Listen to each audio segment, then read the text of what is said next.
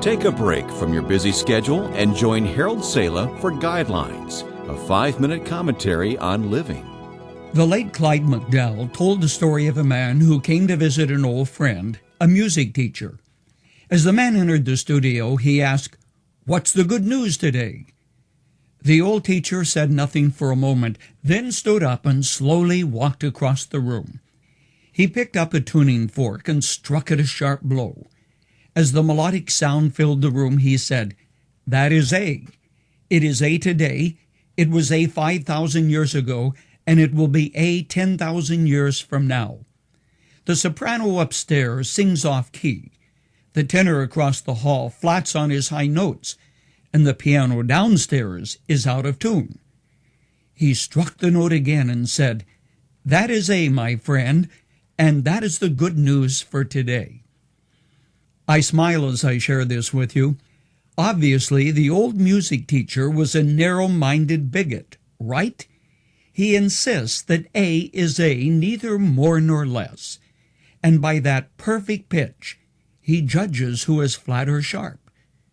No, he's not a bigot. He simply knows the truth. When a world is hopelessly out of tune, the person who knows what a true A is seems to be out of step with society, not quite plugged into the current. Have you discovered it is intellectually acceptable to pursue the truth as long as you don't find it? But once you say, "This is it," you've become a bigot, a narrow-minded exclusivist to those around you. Do you remember the conversation which once took place between Jesus Christ and Pilate in a Roman court long ago? "What is truth?" Jesus was asked. Yes, what is it? In a discussion with his disciples, Jesus said, "Sanctify them by the truth. Your word is truth." For Jesus Christ, it was simple. Truth was God's revelation of himself to us. And what God told us about our lives, ourselves, our relationships, and the boundaries of these relationships was true. The New Testament writers were convinced God had revealed his truth through his Son and through the revelation of himself, which we call the Bible. Hebrews 1 says, "In the past God spoke to our forefathers through the prophets at many times and in different ways. But in these last days he has spoken to us by his Son, whom he appointed heir of all things, and through whom he made the universe." Years ago, Jane Fonda and the Archbishop of Canterbury were having a conversation. The cleric chided Fonda, saying, "Jesus is the Son of God, you know." She retorted, "Maybe he is for you, but he's not for me." "Well," said the Archbishop, "either he is or he isn't."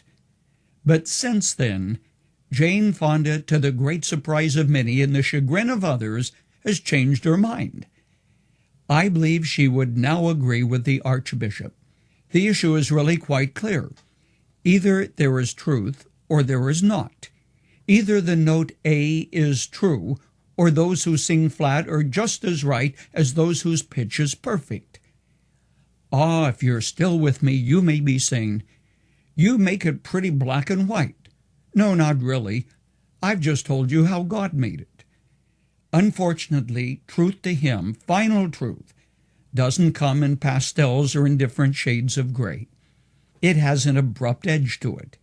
He never says, "Well, maybe it could be this or possibly that." However, you see, it's a judgment call.